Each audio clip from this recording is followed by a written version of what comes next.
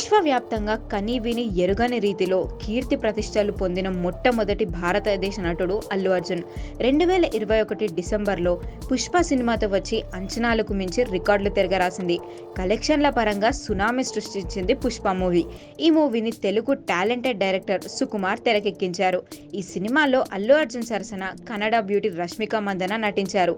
అలాగే సినిమాలో ముఖ్యమైన పాత్రల్లో సునీల్, మలయాళం హీరో ఫహద్ ఫాజిల్, అనసూయ ఇంకా తదితరులు నటించారు. ఈ సినిమా రిలీజ్ అయిన వారం రోజుల వరకు యావరేజ్ టాక్ తో నడిచింది. తర్వాత అనూహ్యంగా టాప్ రేంజ్ కి వెళ్ళింది. నార్త్ వాళ్ళు మాత్రం ఈ సినిమాను బ్లాక్ బస్టర్ హిట్ చేశారు. ఇప్పుడు పుష్ప 2తో మరోసారి ప్రేక్షకుల ముందుకు వస్తున్నాడు. ఈ సినిమా ఎన్ని రికార్డ్స్ క్రియేట్ చేస్తుందో చూడాలి. ఇక విషయానికి వస్తే పుష్ప మూవీ తర్వాత బన్నీతో తమ ఉత్పత్తులను యాడ్స్ రూపంలో ప్రమోట్ చేసేందుకు ఎన్నో కంపెనీలు పోటీ పడ్డాయి. ఆ సమయంలో కొన్ని యాడ్స్ కూడా చేశారు బన్నీ. కానీ ఓ అంతర్జాతీయ సంస్థ ఆఫర్ మాత్రం సున్నితంగా రిజెక్ట్ చేశారంట. సదరు సంస్థ నిమిషం యాడ్ కోసం 10 కోట్లు ఆఫర్ చేసినా అస్సలు చేయనని చెప్పారంట.